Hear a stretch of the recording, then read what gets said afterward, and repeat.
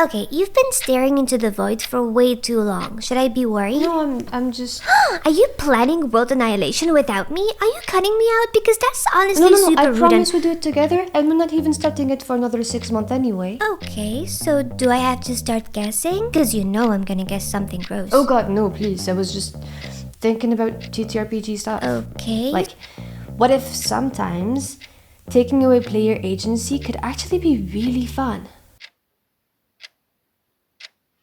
You heretic! How can you even imply that? Do you realize what you're saying? To start the whole thing. Game masters have been burned for implying such things. Can we Val. not just have a simple conversation? They will find you and drag you down to burn in the fiery pits. I have holy water and I'm not scared to use it. Fine. Say your piece. Thank you. So obviously, everyone says taking agency away from players is bad, right? That's Game Master 101. Right, and when I was learning to run games and stuff and going on the internet to read stuff and doing all the research... Like the good little student that you are. Like the good little student that I am, I read online about all the terrible mistakes that GM can make and therefore the holy commandments to avoid them. Deny player agency, you shall never ever do. Okay.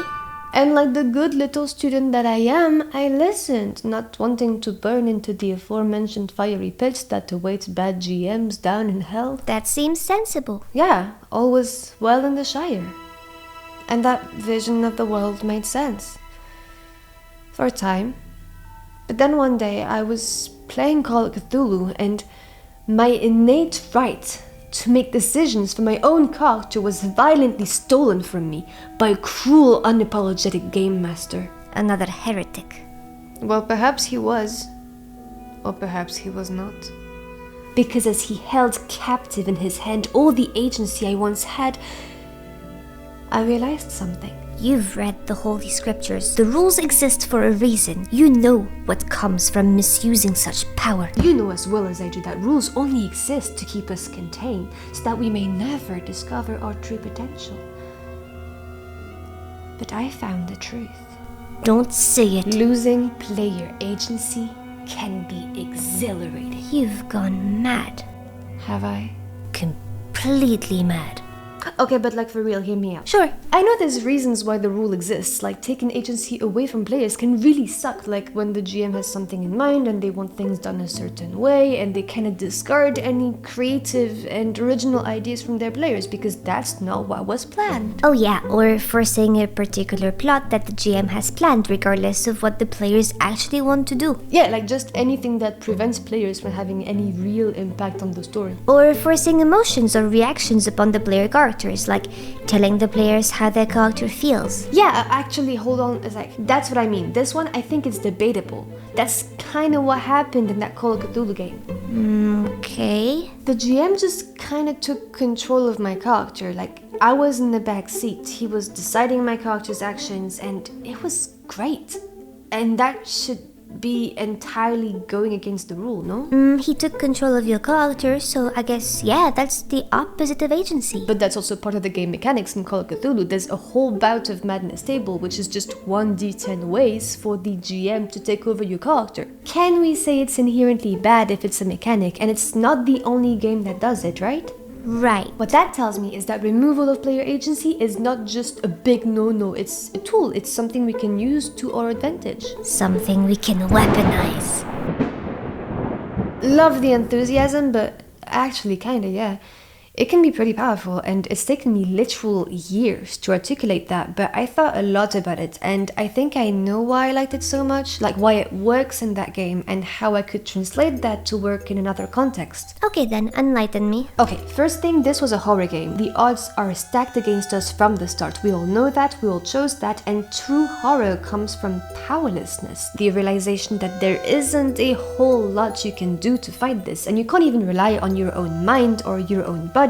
And you get the trip out of that? Yeah, I mean, fuck me up, GM. It's a whole lifestyle. There are so many things wrong with you. Anyway, it's good for horror, but it didn't feel random. On one hand, it's often in a high-tension moment, and it's likely the consequence of one of my dumb choices that did not go well. Which, that's part of agency too, your actions having impact and having consequences. Right, this is a situation I find myself in because of the choices I made, because my choices and actions as a player matter. Actually, every moment in that campaign I always felt secure that my choices had an impact on the narrative, which is why it wasn't so hard surrendering my character for a bit.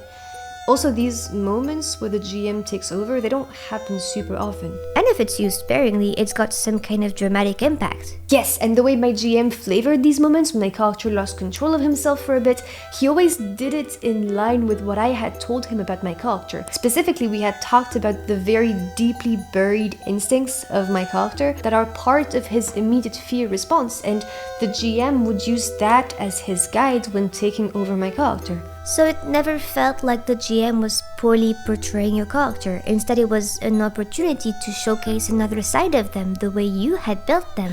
Say my character had a really complicated relationship with religion. He had a crisis of faith long ago, and he makes a whole show of insulting his former cult.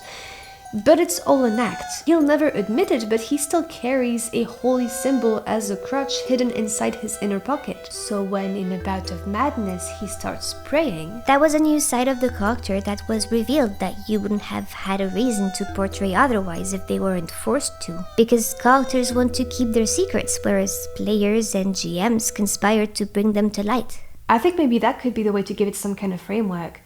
I mean, denying player agency can be risky and not every player is going to like it, so we could make it opt-in. And as part of that, the player and GM work together to determine what that looks like for each character, what those deep buried instincts are, so that the GM knows how to leverage them in a way that still does justice to the character. So are you really losing agency if you had a part in that initial conversation? Fine, but that's very specific. That's only one small branch of player agency. It doesn't even begin to cover all that player agency can be. True, but maybe that's also kind of part of the problem, that the word player agency is really vague. I kind of feel like it's this big umbrella term that actually covers a lot of things, and it kind of gets thrown around without really thinking of it as a situation by situation basis. Maybe if we had more words for this stuff, for the different branches of it, then conversation around it would be easier, and I wouldn't get sent to hell for suggesting that maybe there's an argument to be had about using it as a tool. So the solution is inventing words. Don't tempt me, but it's definitely easier to discuss effectively around a topic when you have vocabulary for it. Take railroading. That's a form of taking away player agency, but because there's a word for it, we get to have a lot more discourse around it, to the point there's some nuance now in the debate. And you think railroading is a good thing? Again, I'm not saying that removing player agency is a good thing. Most times it sucks. All I'm saying is that there are a lot of exceptions to this rule, and it wouldn't hurt to dig a little bit deeper than just don't do it. You've got thoughts about railroading then? Same thing. Railroading is a tool. It's especially good in service of pacing, because not everyone has the same goals at the table. When I was running games for middle schoolers at the community center, I had 2 hours to run a self-contained game. And at this point, yes, railroading was one of the tools in my toolbox, and without it, I likely never would have been able to bring those games to a satisfying session.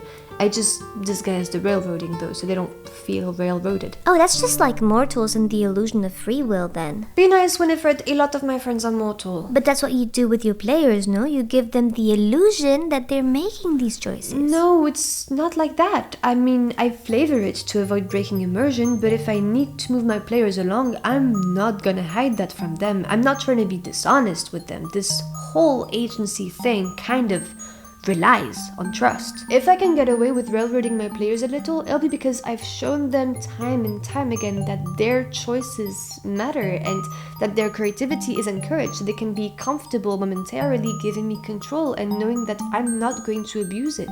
Like your GM for Call of Cthulhu. You feel okay giving him the reins because when he takes them, it's not to step all over your contributions in order to tell the story he wants to tell. Instead, he's shown you that you can trust him to honor the story you've built together. Yeah, it's all about trust and communication. So trust and communication and the power of friendship, that's your takeaway then? Will you accept that as a takeaway?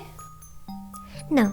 Okay, what I'm learning is that this is a hobby full of rules. And we know these rules, but we don't think enough about why they exist, the purpose for their existence. Usually, if a rule exists, it's for a reason. It's trying to prevent something or encourage something, but I've seen GMs follow the rules by the letter and still manage to do exactly what the rules were trying to prevent. And meanwhile, I've seen the rules broken in a way that felt so fresh and engaging. So rules can help us to a certain point, but if you stick to them, you'll never really do anything that changes the game. Therefore, taking away player agency, sometimes good, sometimes bad. So what you're saying is you did all of that overthinking only for the conclusion to be it depends. I guess.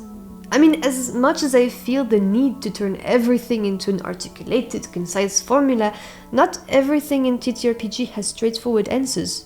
I definitely don't have all the answers. I guess that's kinda why I wanted to try this video format, so I can just let my thoughts meander around a topic without the pressure to land on a concrete, well-packaged conclusion. Just conversation about TTRPG. Just conversation, without definitive answers. And how's that working out so far? I guess we'll see. Maybe people will like it so much they'll even decide to support the Patreon. Don't push it. Yeah, okay.